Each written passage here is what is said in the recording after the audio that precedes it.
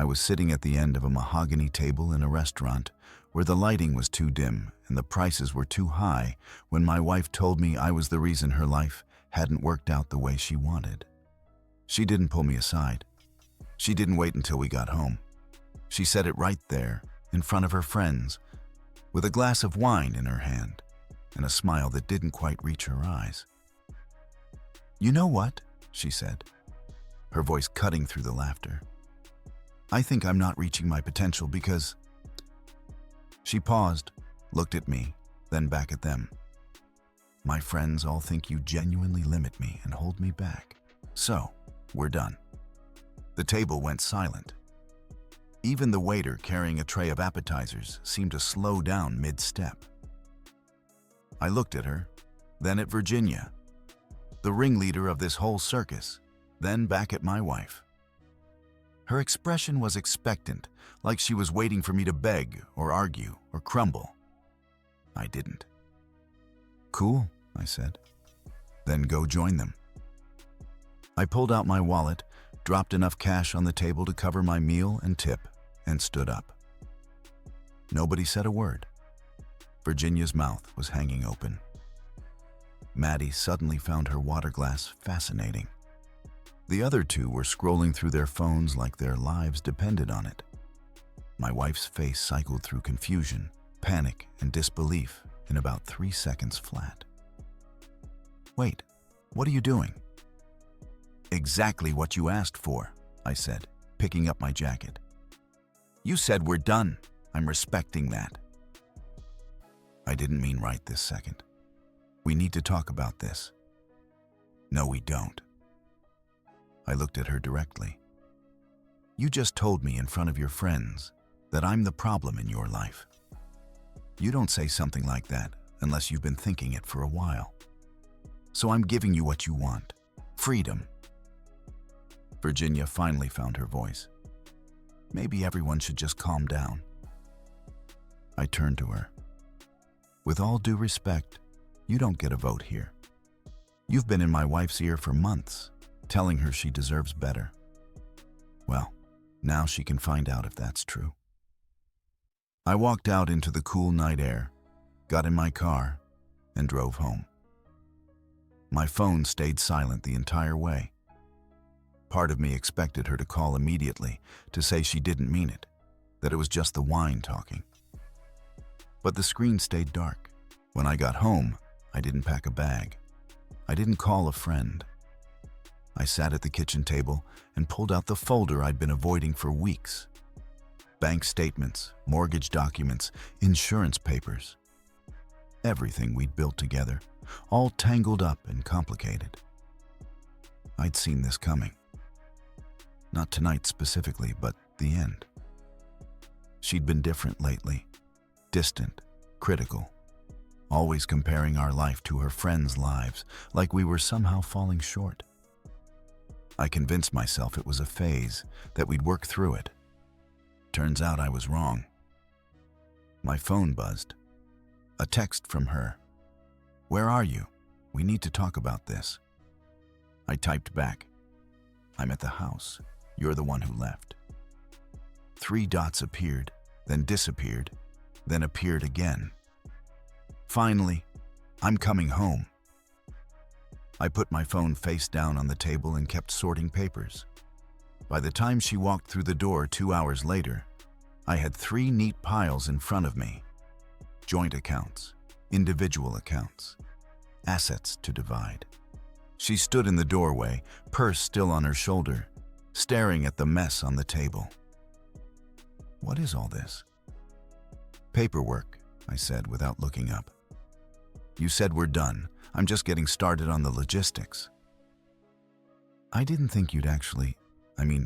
can we just talk about what happened?" I finally looked at her. "What's there to talk about? You made your feelings pretty clear, in front of witnesses, no less." And she dropped her purse on the counter and sat across from me. I was upset. Virginia said some things earlier today that got in my head, and I don't know. It came out wrong. "It came out honest," I corrected. "That's different." "So that's it?" One bad night and you're ready to throw away everything? I leaned back in my chair. One bad night. You just told me I'm holding you back from being who you're supposed to be. That's not something you say in the heat of the moment. That's something you actually believe. She opened her mouth to respond, then closed it. The silence stretched between us like a canyon. I already called a lawyer, I said. First appointment is Monday morning. You should probably do the same. She stared at me like I'd just spoken a foreign language. You called a lawyer already? Why wait? You wanted this. I'm just making it official. I never said I wanted a divorce. You said we're done. Same thing. She stood up abruptly, the chair scraping against the floor. This is insane. You're acting like I cheated on you or something. I just said I felt held back. In front of your friends, I reminded her. After months of them telling you how terrible I am for your personal growth or whatever Virginia's been feeding you. This wasn't spontaneous. You've been building up to this. So you're just going to give up? Not even try to work things out? I stood too, gathering the papers into neat stacks. Work what out exactly? You think I'm the problem. Your friends think I'm the problem. What's there to fix? Me becoming someone different so you're not embarrassed by your boring husband anymore. That's not fair. Fair. I laughed, but there was no humor in it. You humiliated me tonight. You looked me in the eye and told me I'm what's wrong with your life. And now you want to talk about fair? Her face flushed. Fine. If you want to be petty about this, go ahead. But you're going to regret it. Maybe, I said. But I'll regret it as a single man with his dignity intact. What's that supposed to mean? It means I'm not going to beg you to stay.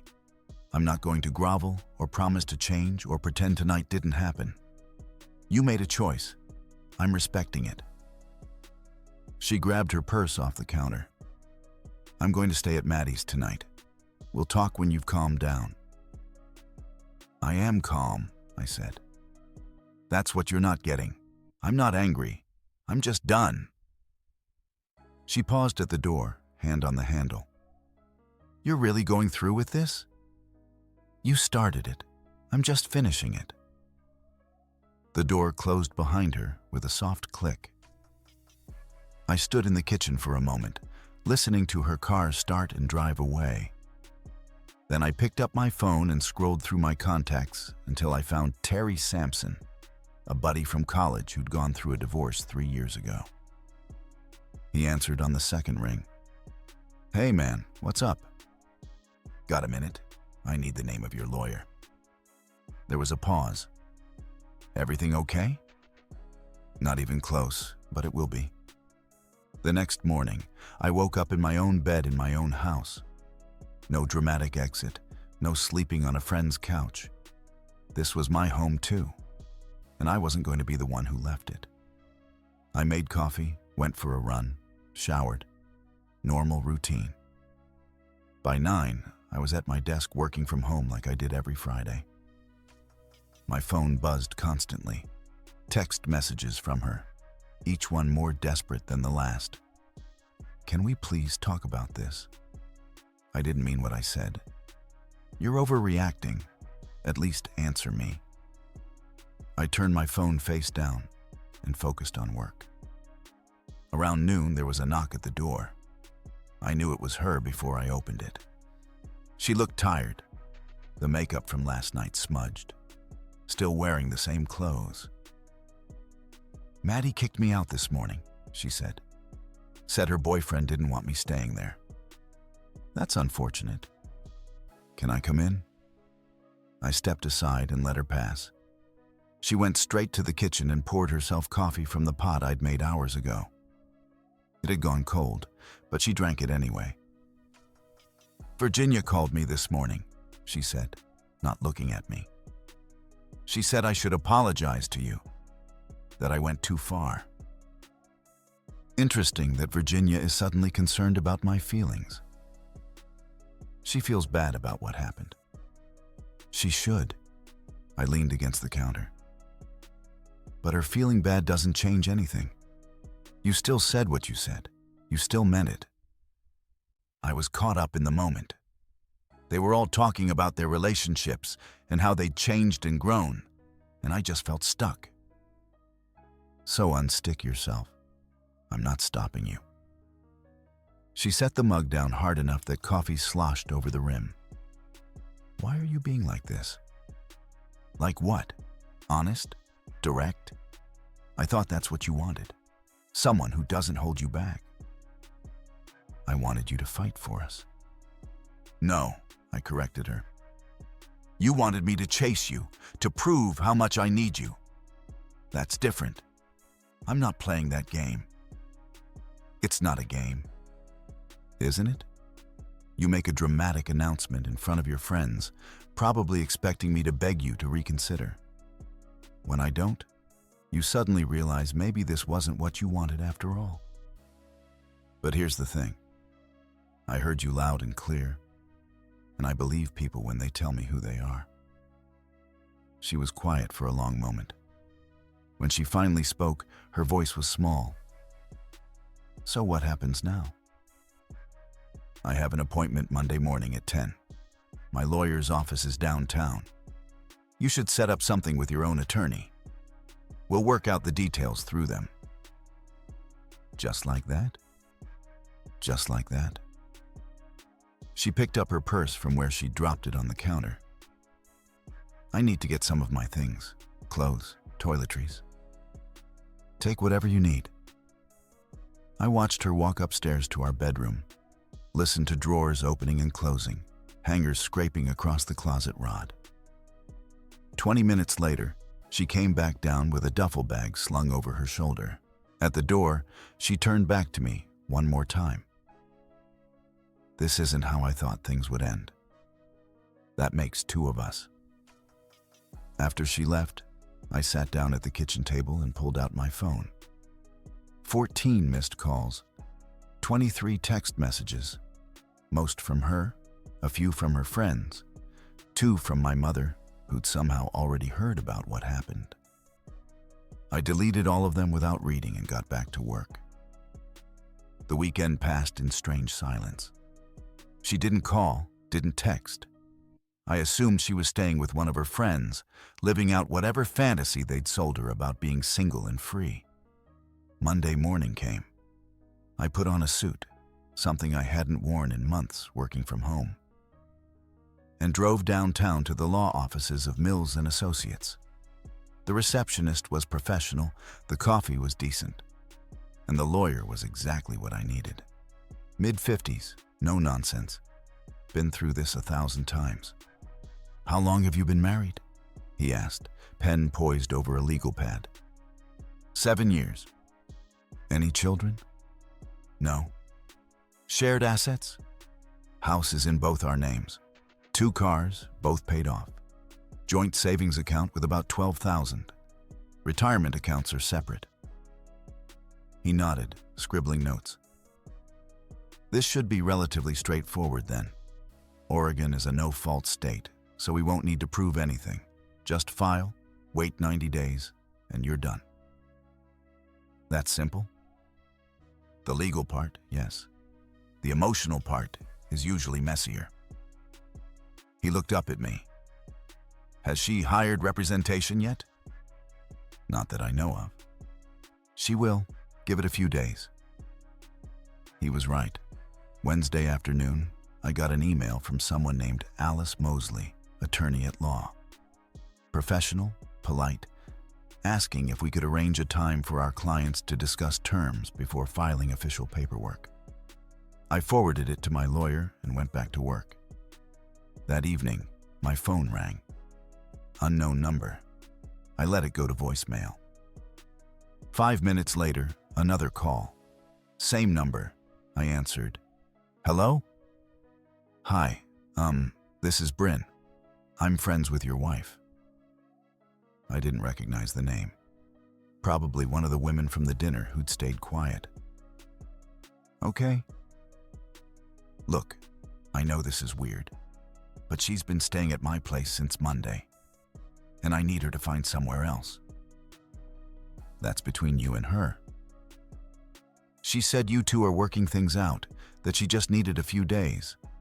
But my husband is starting to ask questions, and honestly, I don't want to be in the middle of this. We're not working anything out, I said clearly. We're getting divorced. She should probably find a longer-term solution.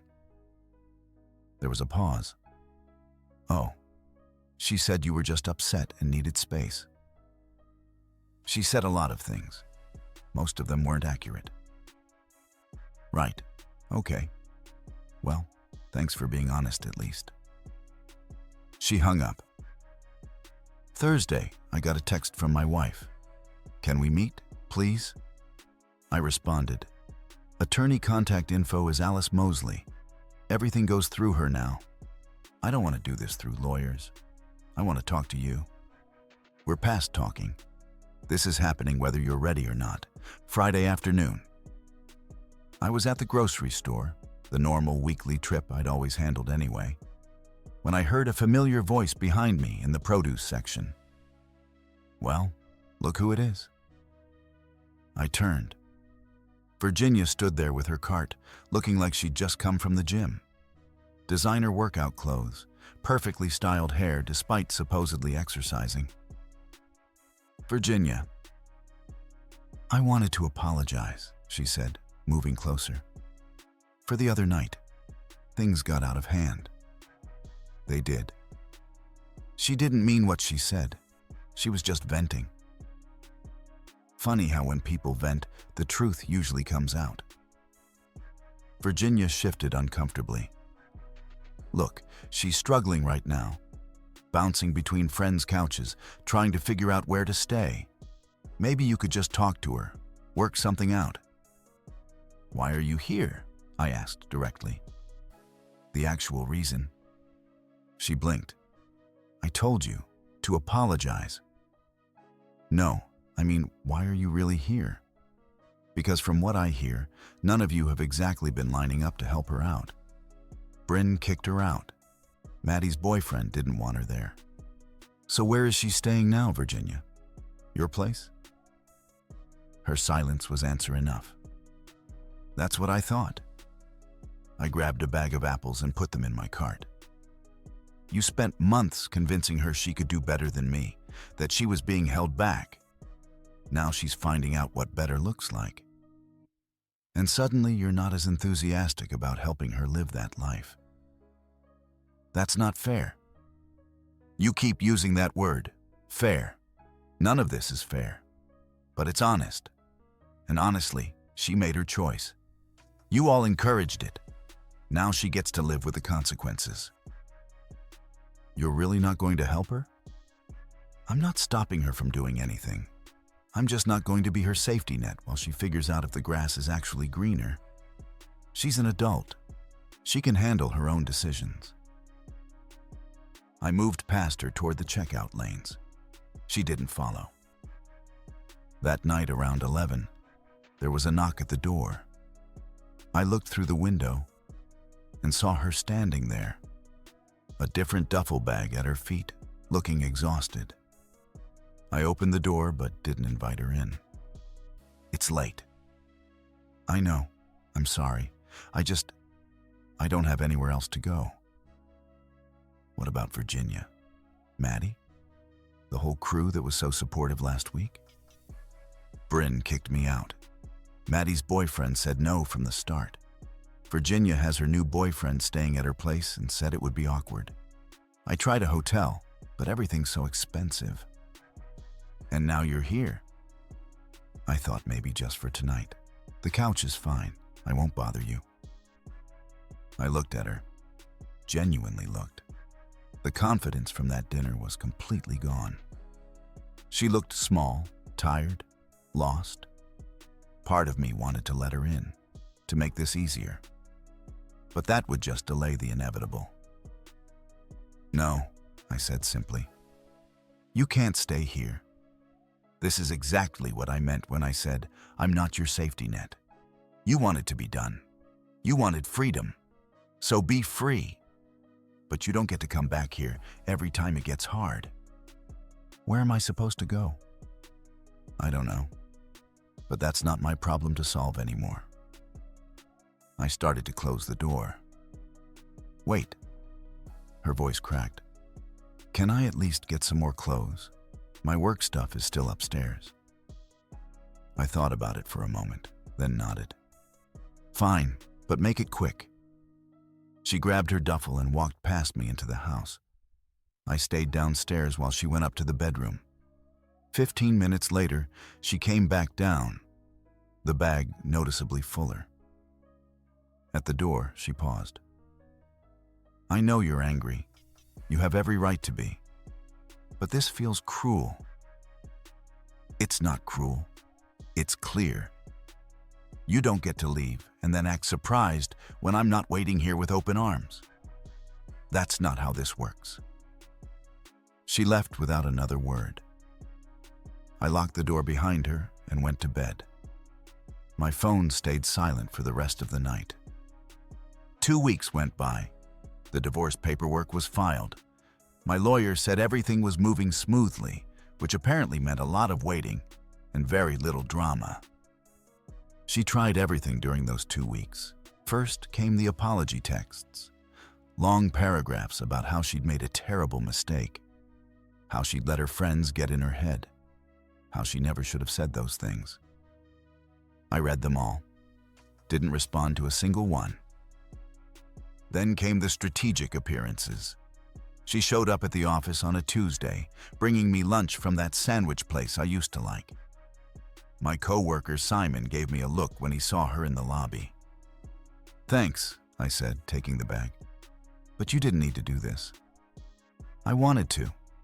I thought maybe we could eat together, talk. I'm swamped today, but I appreciate the gesture. 5 minutes, please. I glanced at Simon, who was very obviously pretending not to listen while absolutely listening. Not here. This isn't the place. Then where? You won't answer my calls. You won't see me. What am I supposed to do? Respect the process. We have lawyers for a reason. She left the sandwich on my desk and walked out. I gave it to Simon. He seemed happy about it. The following Friday, she tried a different approach. I came home from work to find her car in the driveway. She was sitting on the front steps waiting. How'd you get here? I asked, unlocking the door. I still have my keys. To the car, yes. Not to the house. I had the locks changed last week. Her face fell. You changed the locks? Of course I did. We're separated. You can't just come and go as you please. I wasn't coming inside. I was waiting out here to talk to you. I pushed the door open and stepped inside. She followed before I could stop her. We need to discuss this. Actually discuss it. Not through lawyers or text messages. What's there to discuss? Us, our marriage. The fact that you're throwing away 7 years over one stupid comment.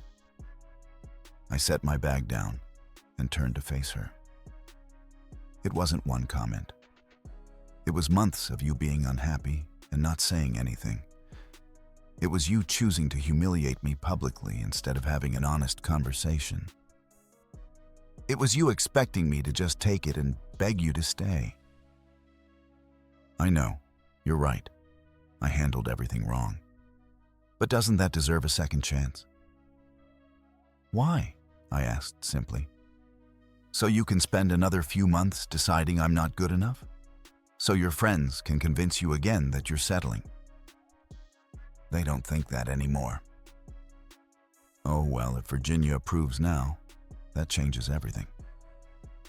She flinched at the sarcasm. That's not what I meant. I know what you meant. And the answer is still no. We're done. You made that call. I'm just following through. You're being stubborn. I'm being consistent. There's a difference. She tried a few more times that week. Told my brother. asked him to talk to me. He called me laughing. Dude, she actually thought I'd convince you to take her back. I told her you were the smartest guy I know. She reached out to my mom, who was less amused. Mom called me concerned, asking if I was sure I was making the right choice. Marriage is work, honey.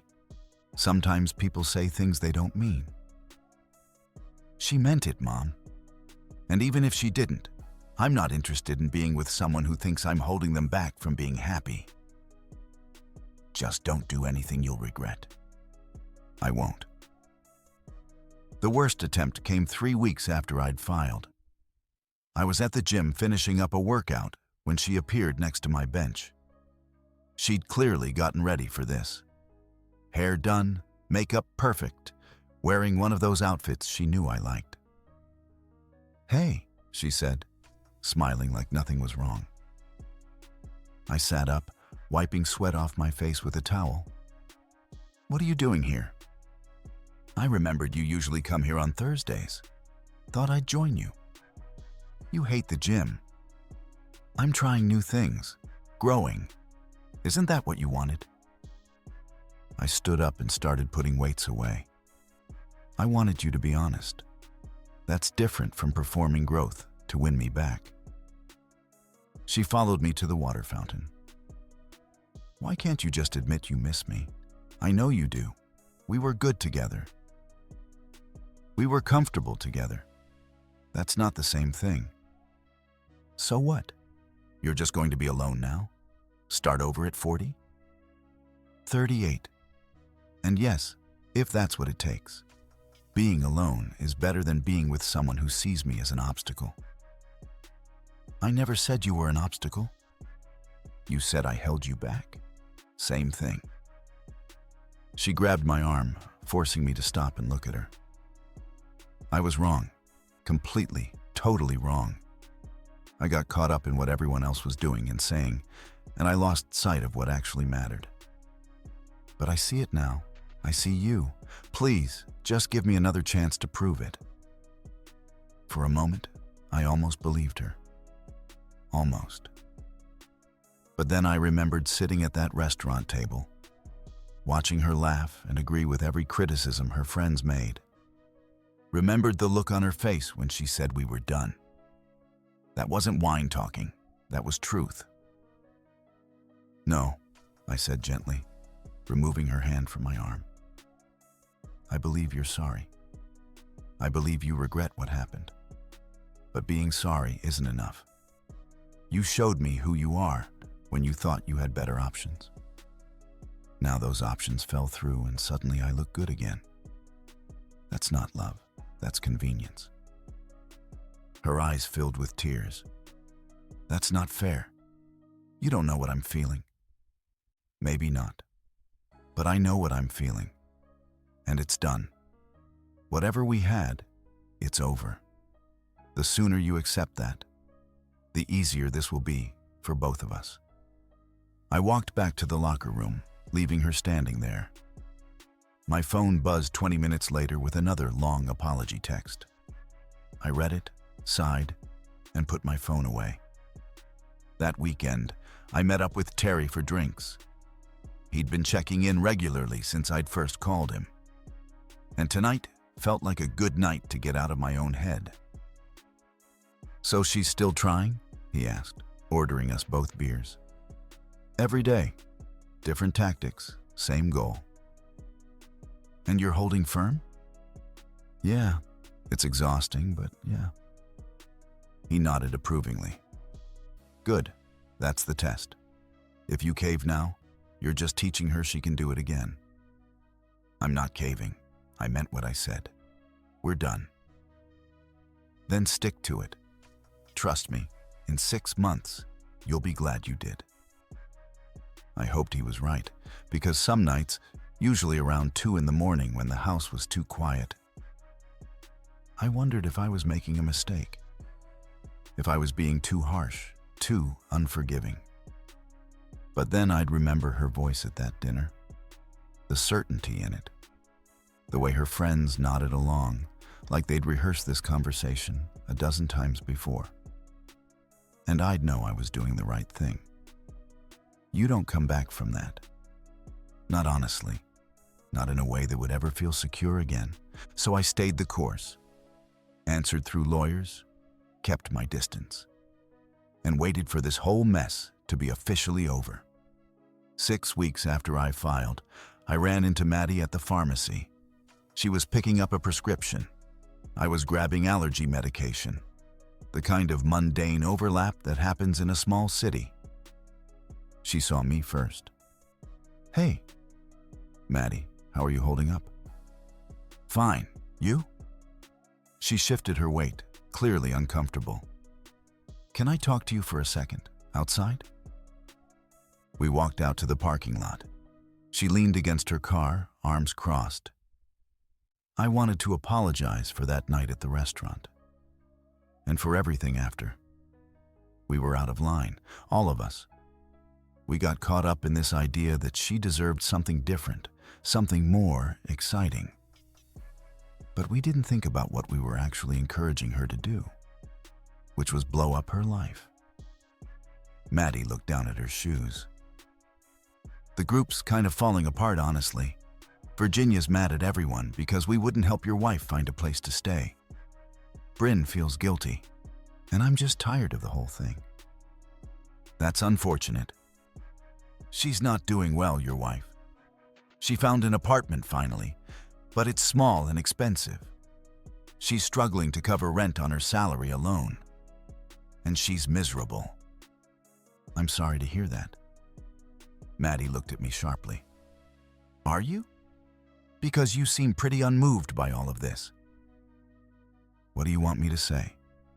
That I'll take her back because she's having a hard time? That's not how this works. She made a choice. Choices have consequences. Even if she's genuinely sorry, even if she knows she messed up, even then." I unlocked my car.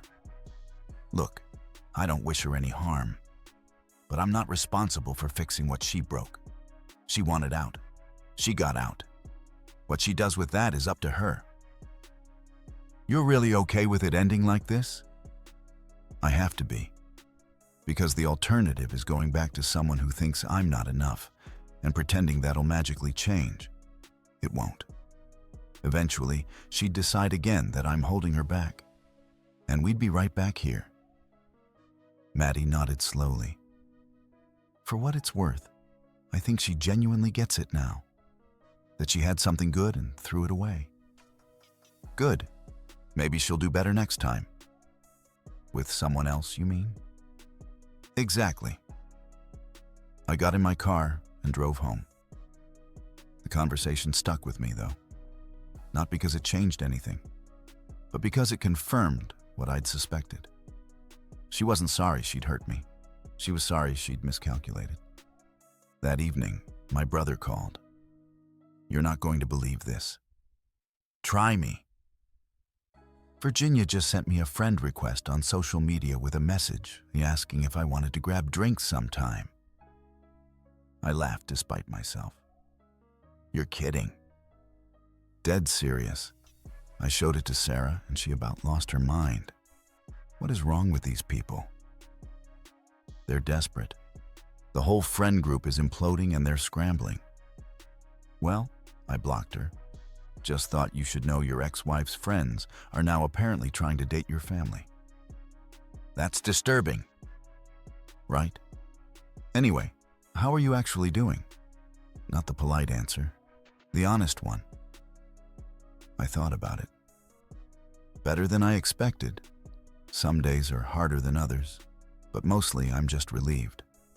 I didn't realize how exhausting it was, constantly feeling like I wasn't measuring up." "You never told me it was that bad." I didn't want to admit it. Felt like failing somehow. "Well, for what it's worth, you're doing the right thing. Sarah and I both think so." "Thanks.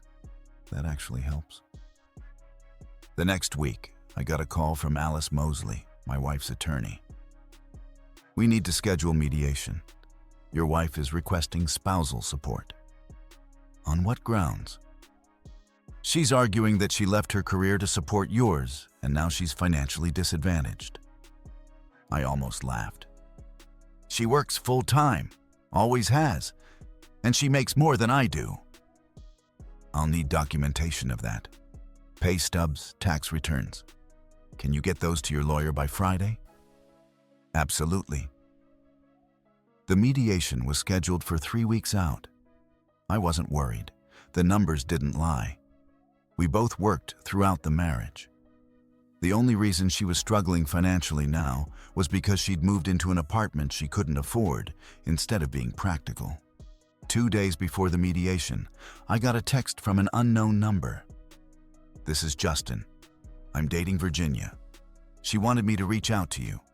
Said maybe we could talk man to man." I showed it to Terry over lunch. "What do you think?" "This is a setup. Virginia probably thinks if her boyfriend tells you to take your wife back, you'll listen. Male solidarity or whatever. That's insane. That's Virginia." I didn't respond to Justin's text. Whoever he was, he didn't need to be involved in this mess. The day of mediation arrived. I put on my best suit, met my lawyer outside the office building, and walked in prepared. She was already there, sitting at a conference table with Alice Mosley. She looked nervous. Good. The mediator was a woman in her 60s who'd clearly seen every possible divorce scenario. She got straight to business. "Let's start with the house. I understand it's jointly owned." "Correct," my lawyer said. "We're proposing my client buys out his wife's half at current market value." My wife spoke up. "I think I should keep the house. He has better job prospects. He can find somewhere else easier." The mediator looked at me. "Your response?" "I've been paying the mortgage alone since she moved out. She's contributed nothing for the past 2 months. I'm not giving up the house I've been maintaining while she figures out her living situation." Alice Mosley jumped in. "My client has been displaced from her home due to the dissolution of the marriage. She's entitled to her share, which I'm offering to buy. Fair market value. She can take that money and put it toward her own place." We went back and forth for an hour. Bank accounts, retirement funds, the cars. Every detail picked apart and negotiated. Through it all, she kept looking at me like she wanted to say something off the record. But we weren't off the record anymore. This was business. Finally, the mediator called for a break.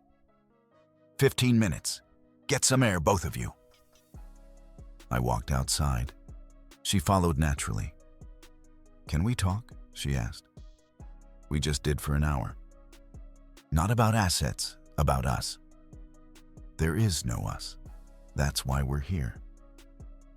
She stepped closer, lowering her voice. "I know you're angry, but this doesn't have to be like this. We could still work it out. Call the whole thing off." "I'm not angry," I said, echoing what I'd told her that first night. "I'm just done. Those are different things." "I don't believe you. You're punishing me." "I'm protecting myself from ever feeling this way again." "Feeling what?" "Like I'm not enough. Like I'm an inconvenience in someone else's story. I won't do it. Not with you, not with anyone." She didn't have a response to that. We went back inside and finished the mediation. By the end, the terms were set. House to me. She gets bought out, cars split, bank accounts divided, clean break. Everything settled. Walking out of the building, I felt lighter than I had in months. This was almost over. Just the waiting period now, and then officially done. My phone buzzed. A text from Terry. "How'd it go?" "Better than expected. Almost finished. Drinks tonight to celebrate?" "Absolutely." For the first time since this whole thing started, I felt like I could actually breathe. 90 days later, I stood outside the courthouse. The divorce was finalized that morning, Simple hearing. Judge signed the papers, and it was done. 7 years dissolved in 15 minutes. She was waiting by her car when I came out. I hadn't expected that. "Hey," she said quietly. "Hey. So that's it. We're officially done." "Yeah." She looked different. Thinner. Tired. The apartment situation hadn't worked out, and she'd moved twice since mediation. Maddie told me through my brother, who heard it from Sarah, who somehow stayed connected to the whole mess. "I wanted to say something," she started, "before we never see each other again." I waited. I was wrong about everything. You weren't holding me back. I was just scared of being ordinary. Virginia and the others made it seem like everyone else was living these amazing lives, and I felt left behind. But they were all miserable too. I just couldn't see it. I know you do. I figured it out around week 2 when none of them would help you. She nodded, tears starting. I threw away the best thing I had because I thought there was something better out there. There wasn't. There never was. I'm sorry you had to learn it that way. Do you forgive me? I thought about it honestly. Yeah, I do. But that doesn't change anything. I know. She wiped her eyes. I just needed to hear you say it. Take care of yourself, I said, meaning it. You too. I watched her drive away, then got in my own car. My phone buzzed. Terry asking if I wanted to grab dinner. I said yes. Driving home, I felt something I hadn't felt in months. Peace. Not happiness exactly, not yet, but peace. The kind that comes from knowing you did the right thing, even when it hurt. The house was quiet when I got there, but it was my quiet now. My space. My life to rebuild however I wanted. I poured a drink, sat on the back porch, and looked at the sunset. 7 years gone, but something new beginning. And for the first time in a long time, that felt like enough. Our story has come to an end. If you've made it this far, how about subscribing to our channel? It helps us immensely. I've selected 2 other videos for you that I'm sure you'll enjoy. Feel free to click on them. I'll be waiting for you in the next story. See you soon.